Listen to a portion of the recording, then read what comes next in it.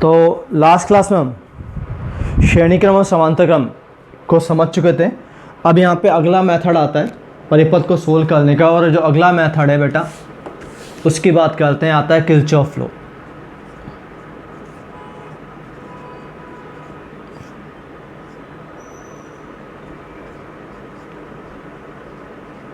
Kirchhoff के नियम।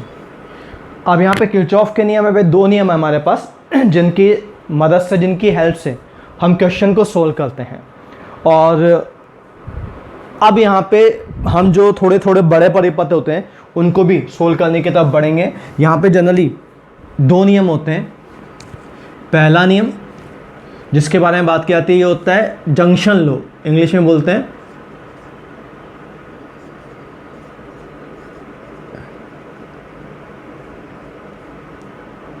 Junction law, और हिंदी में संधि का नियम। और दूसरा होता है, इसको बेटा लूप लॉ भी बोलते हैं, या केवीएल किरचॉफ वोल्टेज लॉ भी बोलते हैं। इंग्लिश हिंदी यहाँ पे कोई फ़र्क नहीं पड़ता, दोनों में लगभग ऐसा आता है, यानी ये बंद लूप में होता है ना। यहाँ पे हिंदी इंग्लिश से कोई मतलब नहीं है। अब सबसे पहले बात करता हूँ, ये सिखाता हूँ ये जंक्शन लॉ क्या है, ये किस बारे में बात करता है। तो सबसे पहले यहाँ पे किरचॉफ लॉ जो मदद करता है बेटा, किरचॉफ लॉ यहाँ पे किसी भी परिपथ में उसका वोल्टेज, किरचॉफ लॉ किसी भी परिपथ में वोल्टेज और धारा इनसे संबंधित बातें करता है। जो पहला नियम है संधि का नियम, इस नियम की अगर मैं बात करूँ तो सबसे पहले बात करते हैं संधि यानी जंक्शन बोलते किसे हैं। कोई सा भी परिपथ हो, कोई भी परिपथ हो, उसमें कई जगह ऐसा होता है कि किसी परिपथ में दो या दो से ज़्यादा ब्रांच यानी शाखाएं, जैसे ऐसे इस जगह आके मिल रही, तो ये बनेगी मेरी संधि, ये बनेगा मेरा जंक्शन। क्लियर है? जैसे सपोज करो अगर मैं तुम्हें यहाँ पे थोड़ा सा और बात करूँ,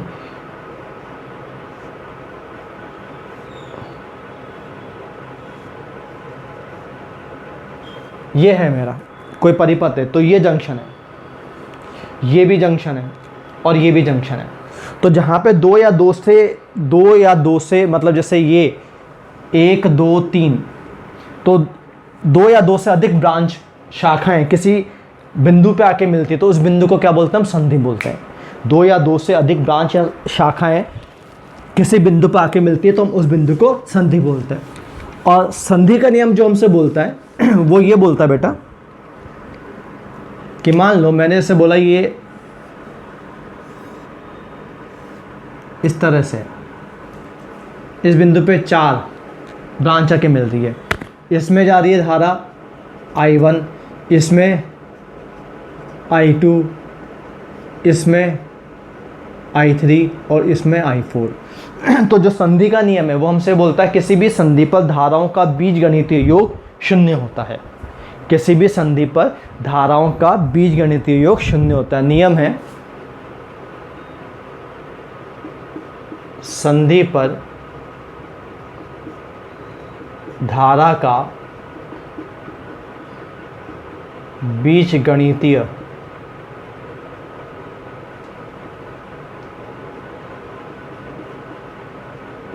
योग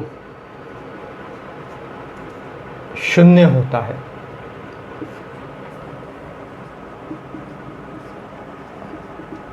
और इसको लिखूंगा ऐसे, summation of I0, summation of I0।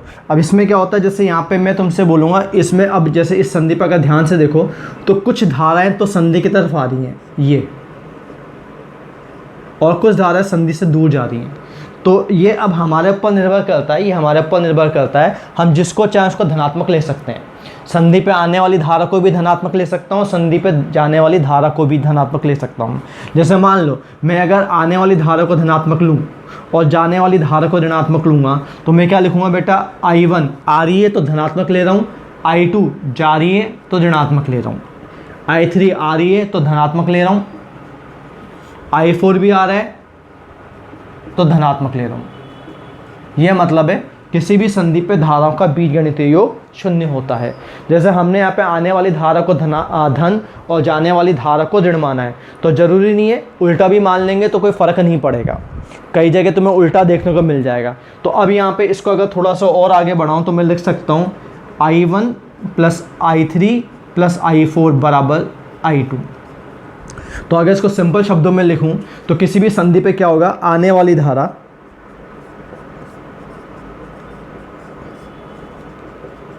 बराबर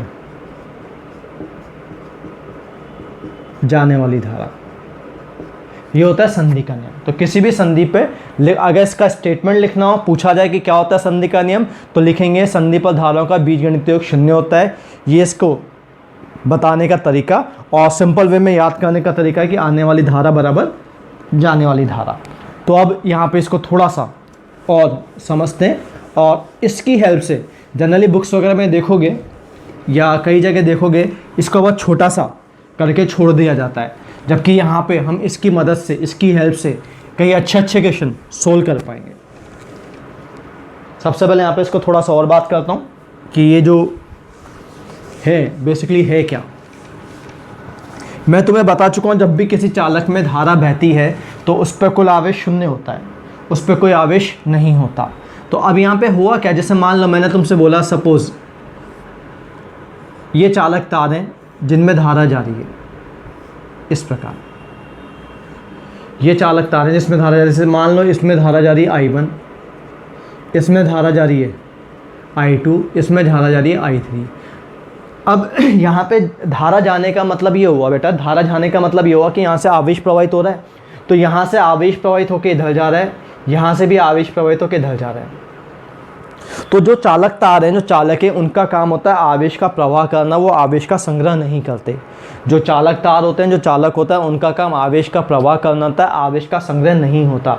तो यहाँ से जैसे पाइप है, पाइप का काम क्या होता है, अगर मैं नल चला दूँ तो जो पानी एक सिरे से जाएगा वो दूसरे सिरे से बाहर निकल जाएगा, पाइप पानी को इकट्ठा नहीं करता। तो यहाँ से जितना आवेश आया इधर चला गया, यहाँ से जितना आवेश आया इधर चला गया। तो ये जो संधि है, ये जो संधि है जहाँ पे ये सब कुछ हो रहा है, यहाँ पे ध्यान से देखोगे तो जितना आवेश आया उतना चला भी गया। ये संधि है जहाँ पे ये जोड़ा, जो जोड़ है इसको संधि बोलते हैं हम। तो ये जो जोड़ है यहाँ पे जितना पानी आया, जितना आवेश आया उतना चला भी गया, और जितना आवेश आया उतना चला भी गया। इसका मतलब यहाँ पे जितना आवेश पहले था बाद में भी उतना ही आवेश है, क्योंकि यहाँ पे आवेश का ठहराव नहीं है, आवेश इकट्ठा नहीं हो रहा है यहाँ पे। तो संधि के अगर यहाँ पे बात करूँ तो इस संधि पर जितना आवेश पहले था उतना ही बाद में है। तो ये जो नियम है संधि का नियम, संधि का नियम आवेश संरक्षण पर आधारित है।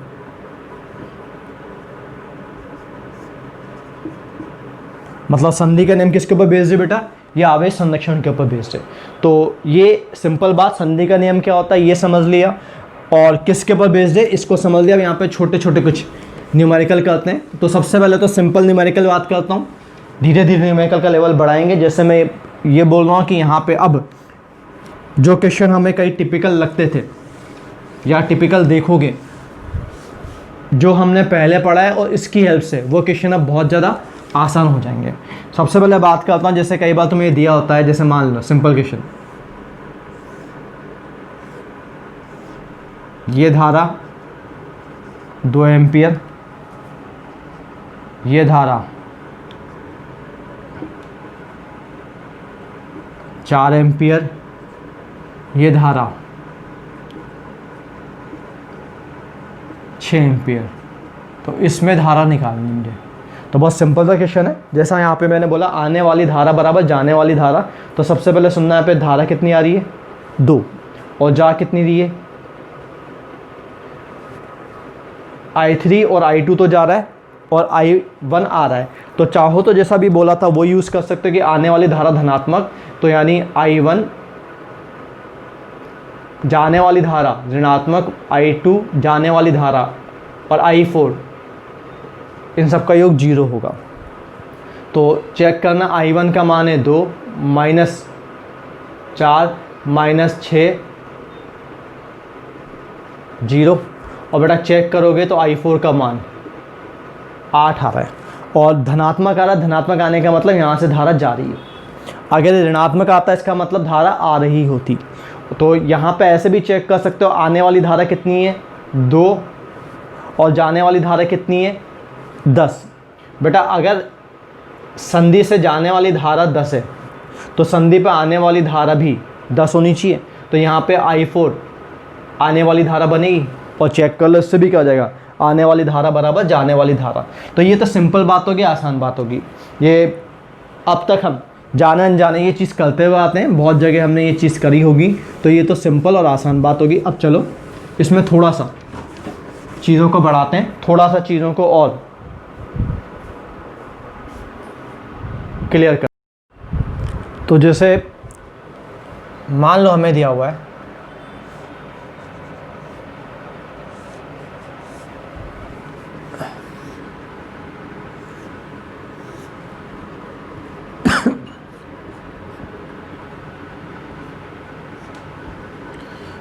ये है 10 वोल्ट, ये है 20 वोल्ट, 4 ओम, 2 ओम, और ये भी 4 ओम। अब क्वेश्चन है,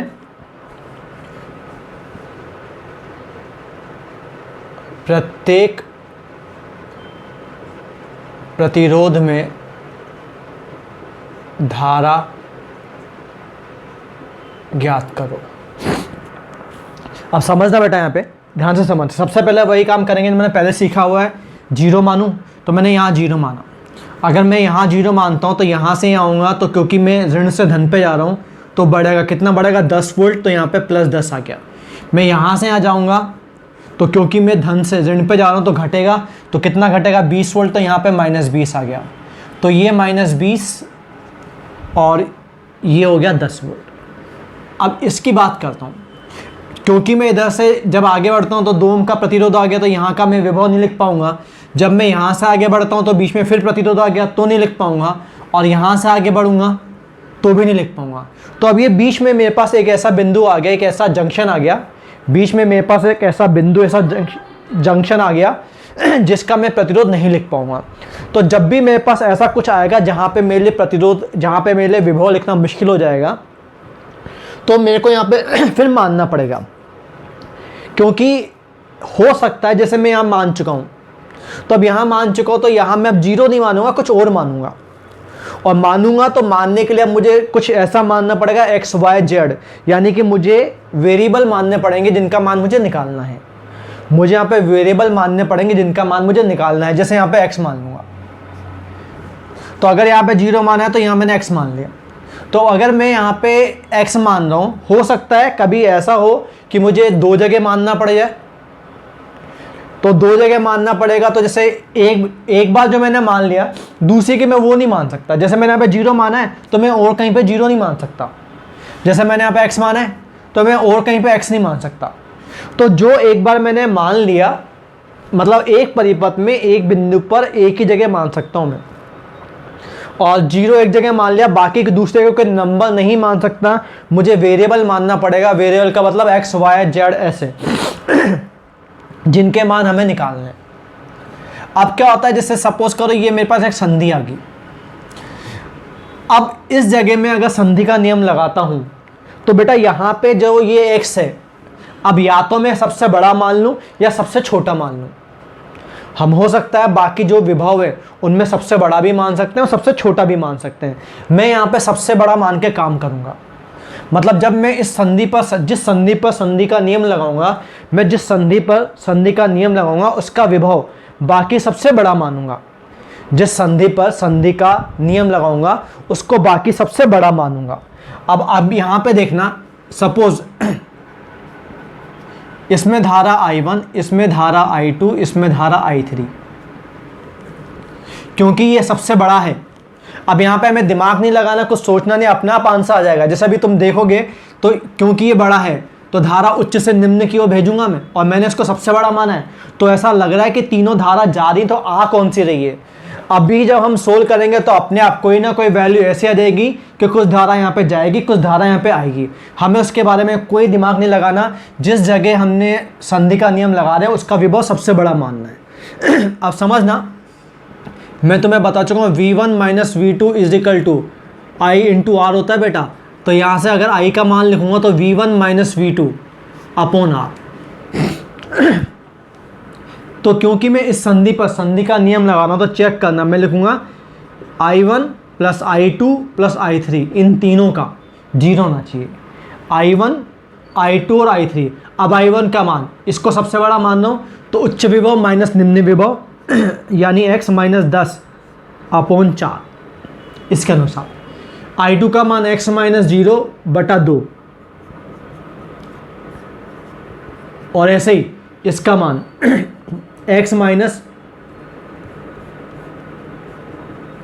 -20/4 बराबर 0। और जैसे ही मैं इस समीकरण को सोल्व करता हूं मेरे पास x का मान आ गया। x का मान आने का मतलब मेरा क्वेश्चन सोल्व हो चुका है। तो चेक करना, यहाँ पे अगर मैं एलसीएम लूँगा 4 तो यहाँ पे समीकरण मेरे पास जो बनेगी x माइनस 10 2x और x 2x और x 4x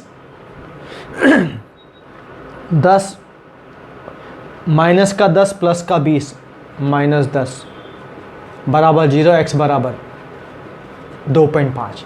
तो इस x का मान कितना आ गया? 2.5 आ गया। अब चेक करना है अगर इस x का मान 2.5 आ गया तो इन दोनों में बड़ा ये है, तो वास्तविकता में यहाँ पे जो धारा बहेगी वो इधर आएगी बेटा। फिर बोल रहा हूँ धारा का मान हमें ना दिमाग कुछ नहीं लगाना, जो आना है अपने आप आंसर आएगा। तो जैसे तुम यहाँ पे वैल्यू लिखोगे ना बेटा इसमें तो माइनस आएगा। माइनस का मतलब जो तुमने धारा की दिशा मानी है ना उससे उलट मान लो। तो अब चेक करो, तीनों प्रतिरोध में धारा का मान आ चुका है। तीनों प्रतिरोध में से I2 का मान अगर मैं निकालूं तो I2 का मान 2.5 माइनस 0 अपॉन 2 1.25। अगर मैं I1 का मान निकालूं 10 माइनस 2.5 अपॉन 4 तो 7.5 अपॉन 4। तो इस प्रकार मेरे पास I1, I2 और I3 तीनों के मान आ गए। इस प्रकार मेरे पास यहाँ पे I1, I2 और I3 तीनों के मान आ गए। चलो, जैसे मैंने बोला ये इंपॉर्टेंट है तो इस पर प्रैक्टिस करेंगे, कम से कम 5-6 क्वेश्चन करेंगे ताकि चीज़ हमारे दिमाग में बैठे। अगले क्वेश्चन की तरफ बढ़ता हूँ।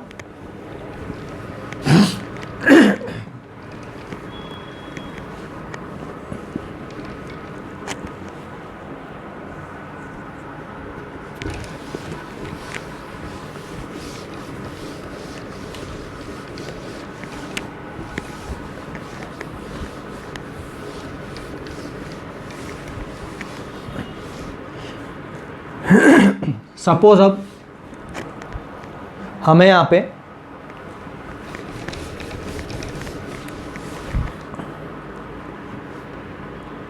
इस तरह का कुछ दिया हुआ है।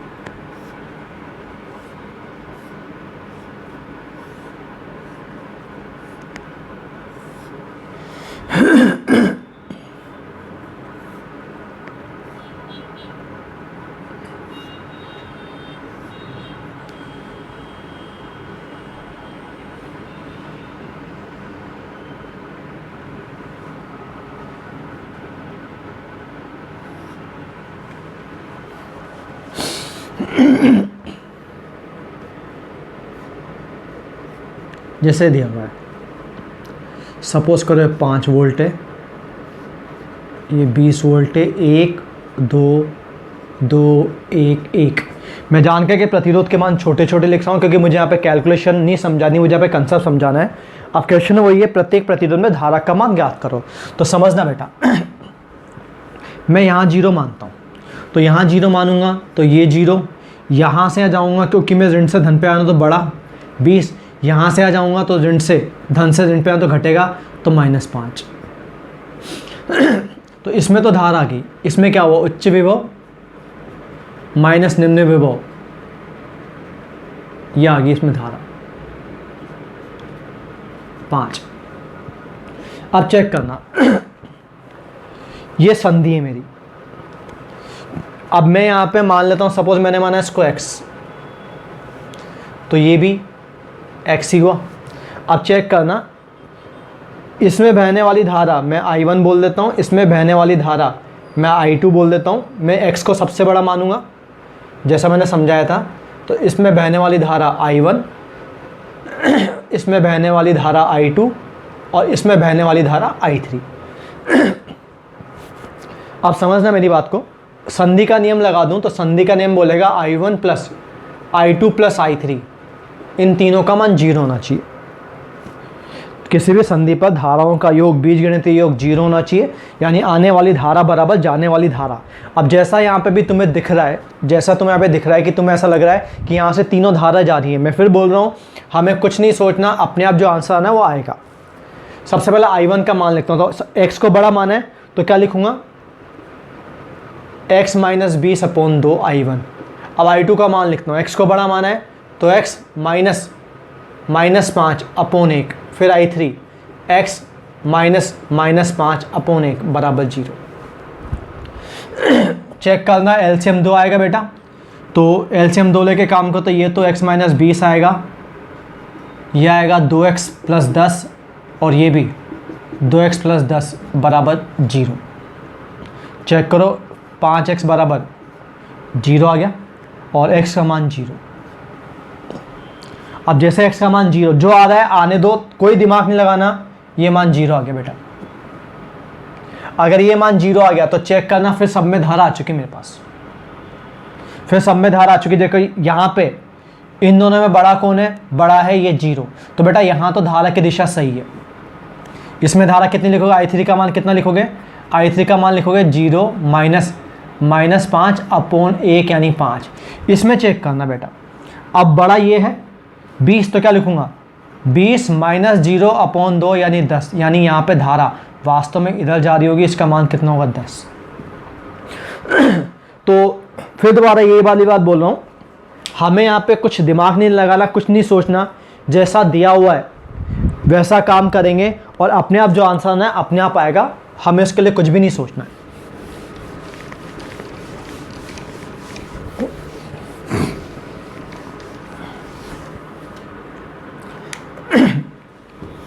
जैसे एक और क्वेश्चन करते हैं।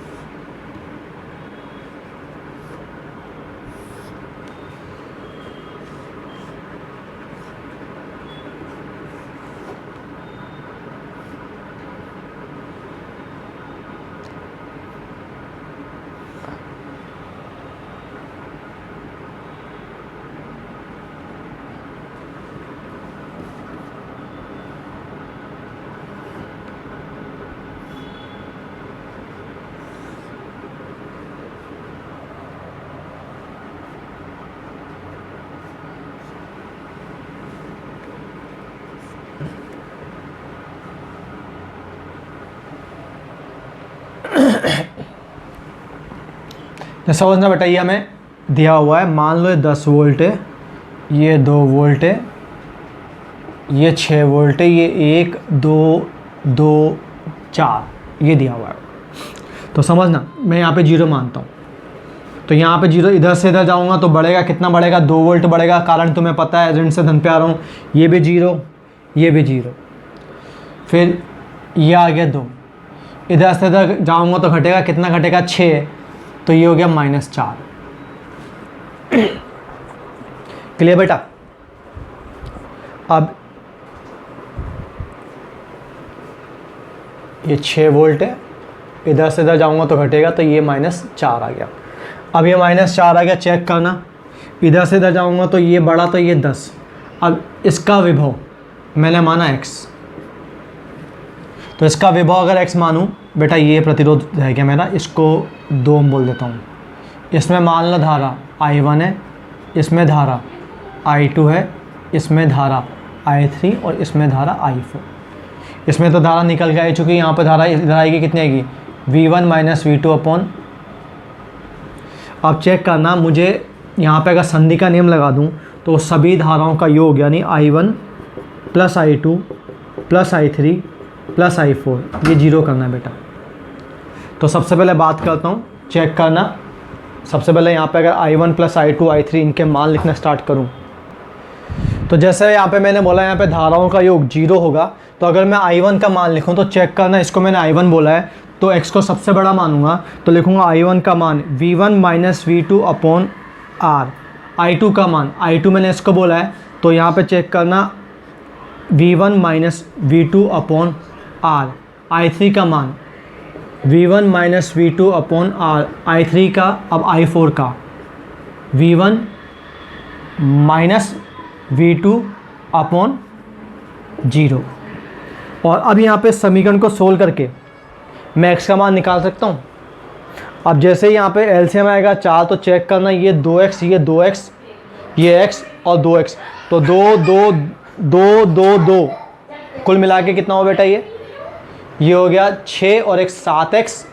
अब चेक करना ये 20 माइनस का और ये प्लस का 8, एलसीएम लेके कि मैं आपकी याद कर रहा हूँ बेटा, तो 20 में से 8 गया तो माइनस का 12 बराबर 0, तो x का मान 12/7। और एक बार मेरे पास ये मान आ गया तो अब मेरे पास सारी धाराएं I1 I2 I3 I4 इन सब के मान मैं अब निकाल सकता हूँ बहुत आराम से। तो मैं यही बोल रहा था, यहाँ पे मैं कुछ दिमाग नहीं लगाऊंगा ना, किसी एक जगह 0 मान लेंगे, जैसे आगे बढ़ते हैं वैसे आगे बढ़ेंगे, जहाँ नहीं लिख सकते वहाँ पे क्या मानना पड़ेगा, x y। जैसे अभी तो यहाँ पे x मानना पड़ रहा है, आगे ऐसे क्वेश्चन भी करूँगा जिनमें y भी मानना पड़ेगा हमें। क्लियर बेटा यहाँ तक?